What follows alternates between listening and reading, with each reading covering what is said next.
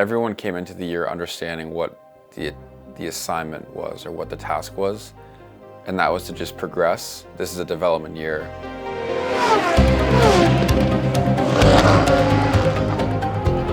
A lot of people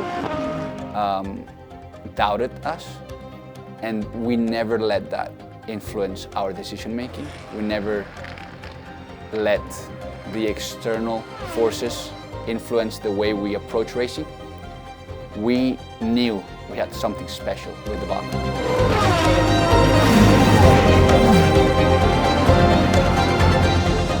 I'm not going to say I'm old, but I kind of feel a little bit young again in that sense, with everything being new and you're there, first year, you're fighting out there, and the last 3 races when you suddenly see that there is actually a result to be gained from the car is definitely a positive and a exciting thing.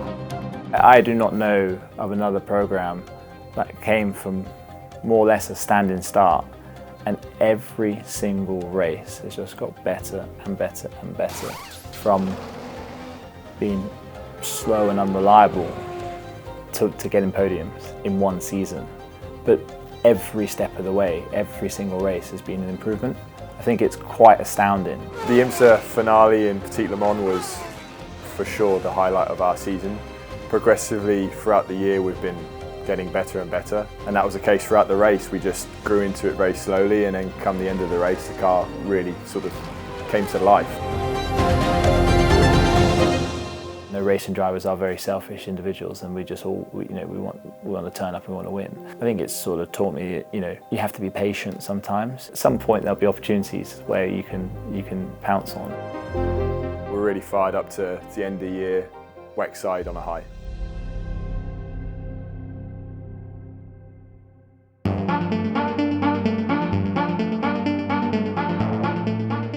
When you bring a new car into a class like this, there's just so much development going on in the background, and that you have to then catch up to when you get to the tracks. I think it's a very special championship in that sense, that it's really like performance, and you need to do completely 100% job throughout a whole weekend.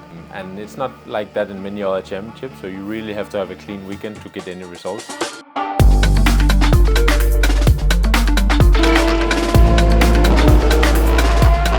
I think we're in this exciting period where we've scratched the surface now of what the car is capable of, and we've massively improved on our initial setups, our initial systems. We've added so much more complexity to the car that ultimately is brought performance.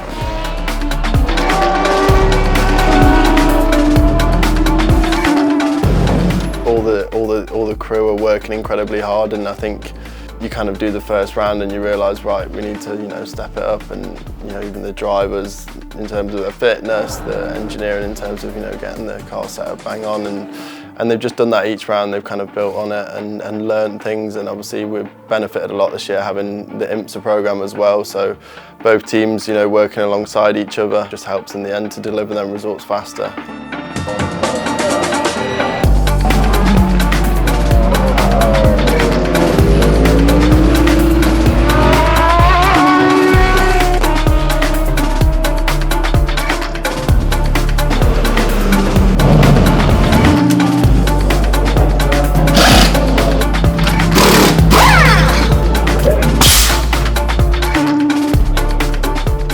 Second half of that session was just about race runs, and everyone was on it, and we looked very competitive, so it's really good. And the car looks quick in quali spec as well.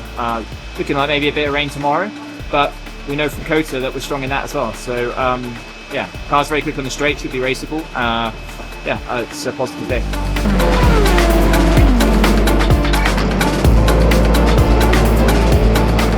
I think it's most likely going to be raining tomorrow. I think it's going to be all about we focus more on like the race setup for today. And then when it comes tomorrow, obviously we'll see how the weather is. I think we have a decent qualifying car, so if we can get into Hyperpole again, that would be obviously great. If not, then we take it from there. But yeah, it's a challenging track. Don't you feel this throttle is a bit analog? Like very light. On off. It's really difficult. Yeah, it's really difficult to be like super smooth with it.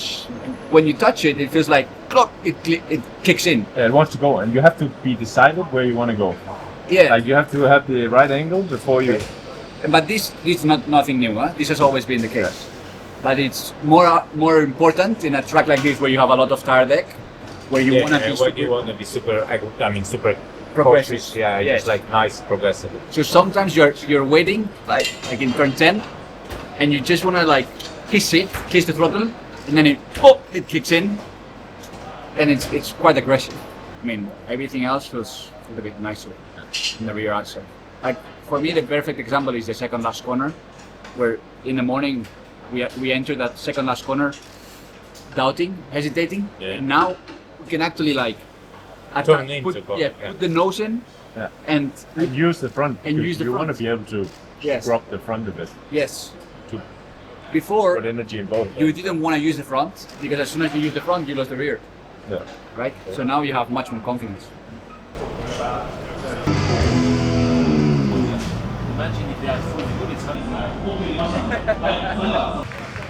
Obviously, in Kota in the USA, we had already quite a strong pace, and we never really got the result that we should have had. Let's say.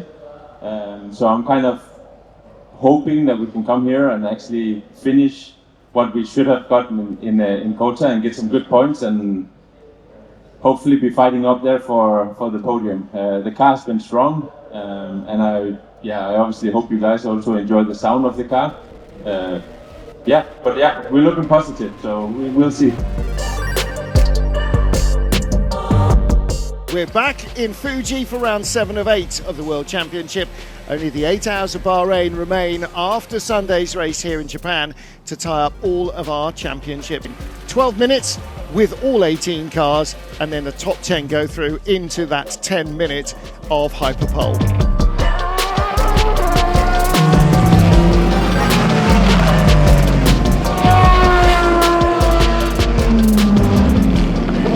Go then, these are going to be more representative times coming now. Marco Sorensen in 009 Aston. We're watching Dries van Toor. There's Sorensen in front, top of the pile. Marco Sorensen goes top with a 1:28.935. So, that's normally what we see, that everybody's got pace enough, but not everybody gets it hooked up in the lap. But the best lap of all, half the Dane train, Marco Sorensen. That's impressive stuff. Hypercar qualifying session starts in 8, 7, 6, 5, 4, 3, 2, 1. Hypercar qualifying has started.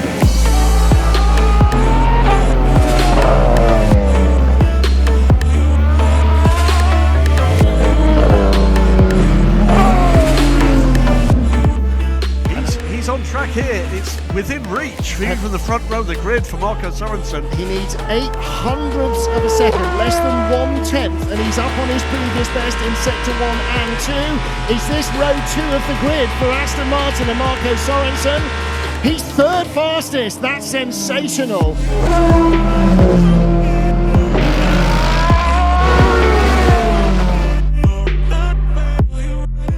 That was a pretty special day, wasn't it?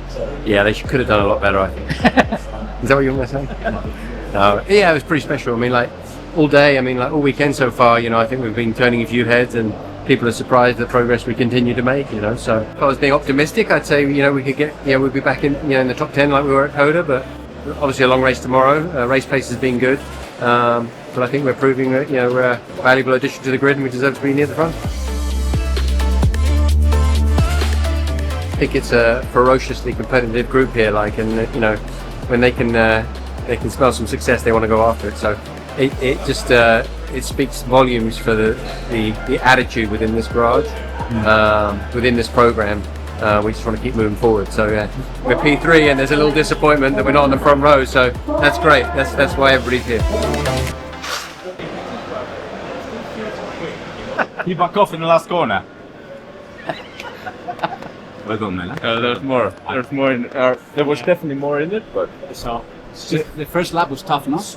like everything is different. So you go into a quali lap and it's just like starting from zero, yeah? From zero, because it's like the track is completely different from FP3. So I felt like there was not 5 tenths for sure, not. Yeah, but a couple of tenths more. I think we could have done. It looked like the car looked hard to drive. It's a bit hard, but it felt fairly planted, so it was kind of predictable. Yeah. So it was hard to drive when you over pushed it, but it's so hard to get that balance right. So it's a bit like annoying driving it, because you're like, I want to extract more, but you can't. Yeah. Was that easy? It looked really, really, really hard. Yeah.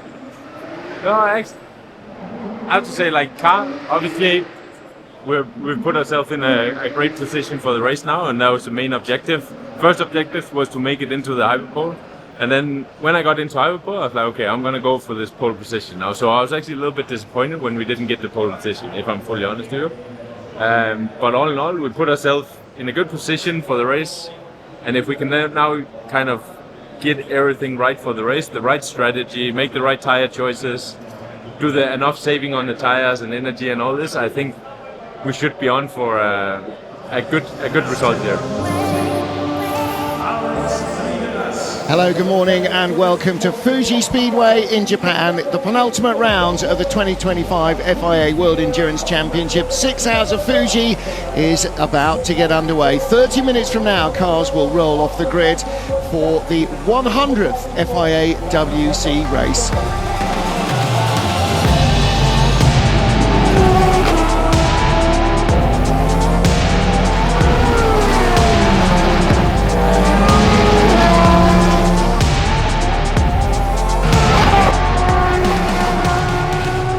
One of the all-time wet races, I think, which is great on the 100th ever wet race, but so many scenarios that you can't foresee with virtual safety cars, full course yellows, people getting trapped behind the safety car and going laps down, people running out of fuel and having to do emergency service. There's so much going on. It's like one of those ones you can never predict, and it was tricky for us, but I had a nice spectator spot to watch Marco go through the field like a knife through butter. So that was fun to watch, and hopefully we can do that at some point too.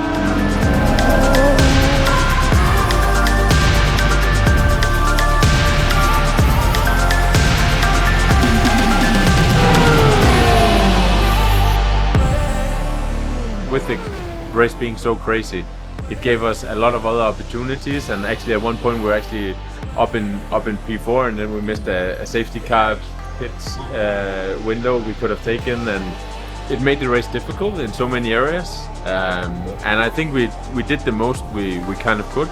There were some mistakes here and there, but in the end we had some good pace. We're fighting with the other cars. It's just a shame, because it kind of feels like we could have had a podium, I would say. But in the end, we will try to come back in Bahrain and then try again.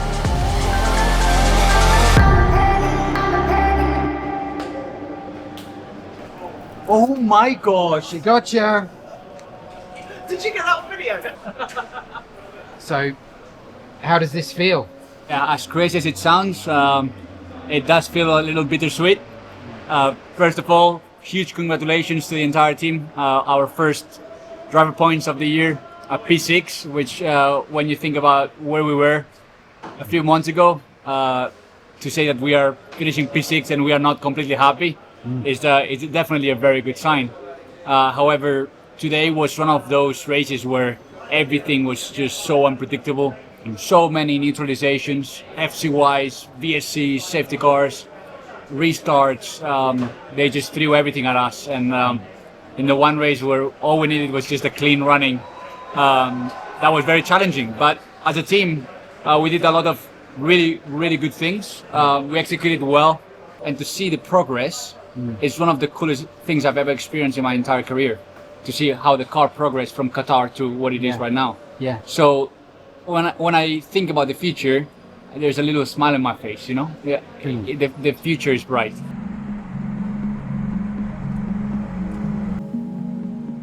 There is something about it, about the group. This doesn't happen just as a coincidence. I think the fact that there's no egos, there's no big egos in the group. Everybody's happy to share, everybody's happy to help, and that's the biggest game changer. The things I will remember are the conversations, the smiles, the tears, the calls at 10 p.m., the relentless dedication for so many months, and the relationships that we've built along the way is without a doubt what makes the team so special. Every other teammate that I'm with this year, with Harry, Tom, Marco, Alex, they're all fantastic drivers and are all very open to helping each other, and I think that's where you see this growth of everyone and the performance of everyone being super competitive and super close as well, which is something that's really important in a program that's trying to take on a world championship.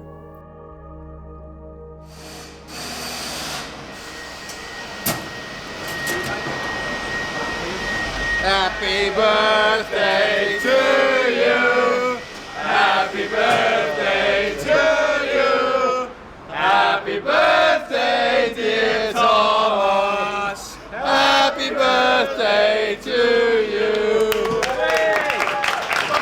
You got some color now, huh? Yeah. You got some color.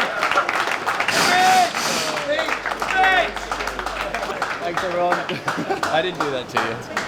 You actually did get some color now, huh? Yeah. Happy birthday, brother!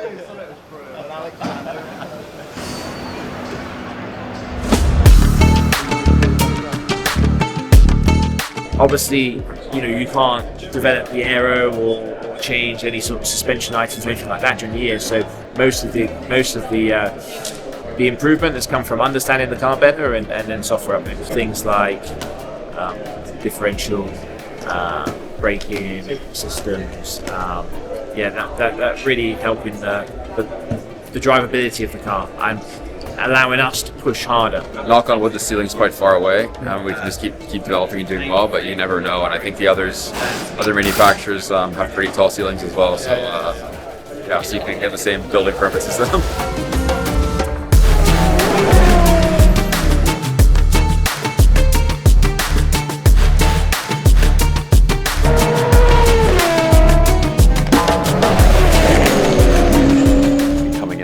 Driver is something that I think is cool. I enjoy doing it. You're jumping into a championship where they've built up all these points and stuff, and you're kind of thrown in the car to keep their progression going. So it's a big task, but you also want to do well for your friends.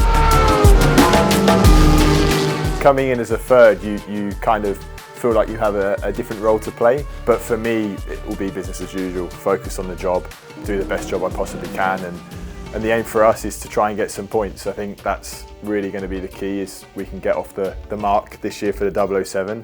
That's definitely the intention for us. Overall a very, very positive day for both Valkyries. Yeah, the 009 especially showing some very strong pace with sort of top three in both sessions is great to see, and I think we can learn from both cars for the sort of right direction. Yeah, obviously the long run pace here is the most crucial thing. With the nature of this circuit and the high deck, we need to really concentrate on that. Great to have Ross back, obviously a good friend of mine and also a great teammate. So the British trio is back in action, and fingers crossed we can end the season on a high.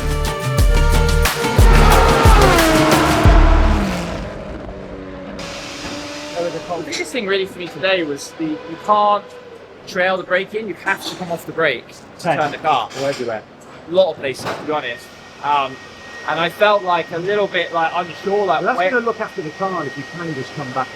Yeah, I just felt a bit unsure as to where to brake, because I was having to leave that margin of sort of being able to fully come off the brake to turn in. It felt easier to lock sure on that big one at the end where I was go for.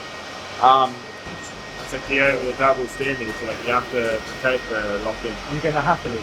Otherwise, we can't afford to go and destroy tyres. Welcome to a warm Bahrain International Circuit. We are ready for qualifying for the season finale of the 2025 FIA World Endurance Championship, the 8th and final round here at the Kingdom of Bahrain. we turn our attention to Hypercar, the top tier category, and again 18 cars go out in the first 12-minute session. The fastest 10 go through into Hyperpole.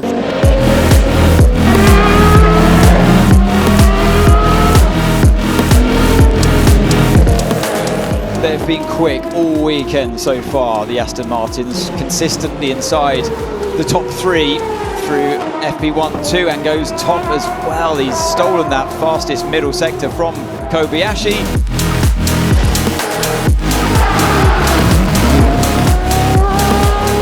It's a nice feeling to hear P1 on the times, and yeah, I was straight away thinking about saving the tyres. You know, like you go back into normal racing mode, and because we have to race on the quality tyres tomorrow. So yeah, really happy with that lap.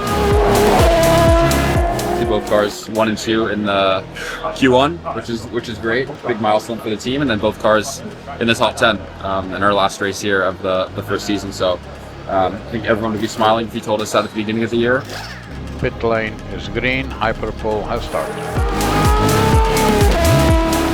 But what can Sorensen do? Can they respond to the threat of Toyota? They both want this pole position so badly. Toyota, like we said before, a pretty dismal year by their standards. Will Aston Martin upset them once again? Not quite this time, only P6 for Sorensen. Bit disappointed in myself with the Hyperpole lap. Just made a small mistake in 7 and then tried to chase the time in turn 10 and didn't quite work out. Yeah, some work to be done for the future with the Hyperpole. It's not really the result so much we're too worried about at the moment. It's more actually making it to the race and doing some decent stints in the race. I think that's where our main focus is. Car seems decent over one lap at the moment, but we definitely still need to keep on working on the race pace. Looks quite hot out there. It's fine. Yeah? Yeah. It's because you just it's got it. What we live for, right?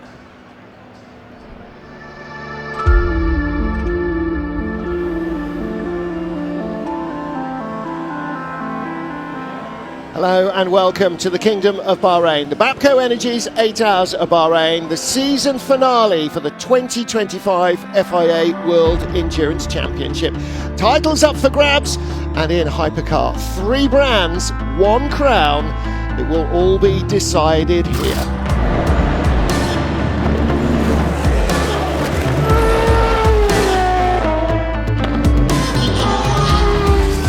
Number 8 Toyota really under pressure for the lead of the race, and Riberas goes through, takes the lead. Wow. And that was as clinical as you like. Incredible.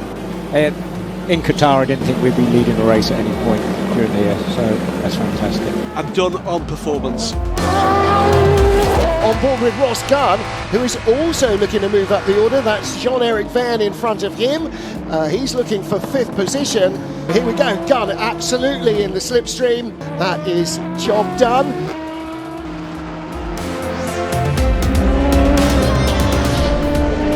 As we see the Aston going for a move here. I mean, they've got a little top speed advantage this weekend, but that Aston has been on fire today. It's been so cool to watch that. Here he goes, working his way past the Peugeot into turn 11, and Ross Gunn driving a brilliant couple of stints here. Definitely a lot of good things to take out of this race. Leading the WEC race for the first time, and not really out of luck or being out of sync, but actually just on being the quickest out there. In general, the pace was really strong. Coming into the last hour or so, it was looking like points was on the table, and we just got very unlucky with the last VSC. That's motorsport. Sometimes it goes your way, sometimes it doesn't.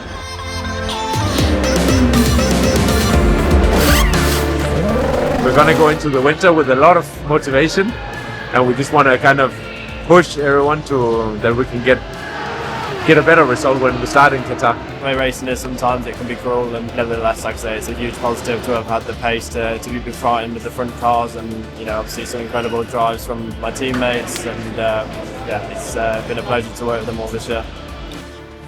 People know we're here and we're serious and we're competing. Can't be happier, and roll on 2026.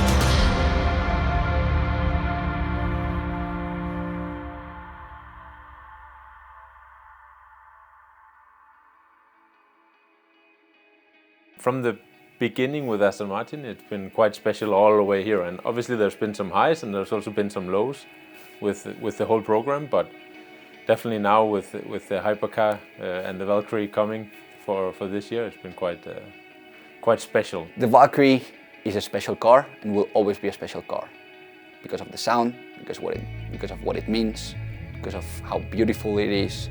It's a fan favorite from the beginning. And that we knew. What we didn't know is, does this car have what it takes? Is the foundation, is the natural design, the inherent pros and cons of the car, is that enough? That has been answered.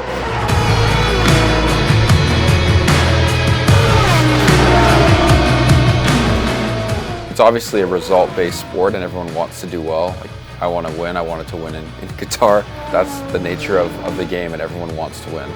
No one wants to lose. So you kind of have to change your mindset to what is winning. And I think this year it kind of had to make us all mature a little bit in the sense that the wins were small things like, being a second off in qualifying versus being 2 seconds off. Having good race pace, great pit stops, great driver changes, all these small little steps I think just accumulate over time.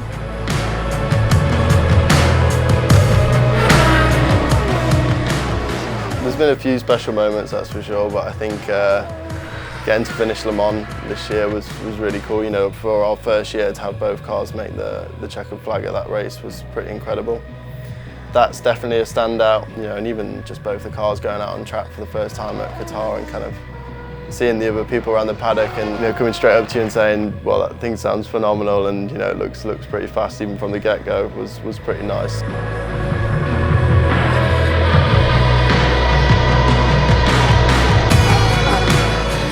I think it's been super refreshing to work with all the engineering staff and other drivers as well, where every weekend there's a push to get a better result. They really want to do well. There's tons to be excited about still, and we've got a new tyre next year. There's lots of big factors that are going to change. But yeah, well, I think we're ready for it. Getting that taste of being incredibly competitive has only made everyone a bit more fired up than they probably were before. There's now a little bit more belief in the programme that we can actually take on some of these manufacturers. There's a lot of things that we still need to keep improving. The development race in Hypercar is pretty intense, but I do believe that this car has some potential, and I'm so excited to see what it has in the years to come.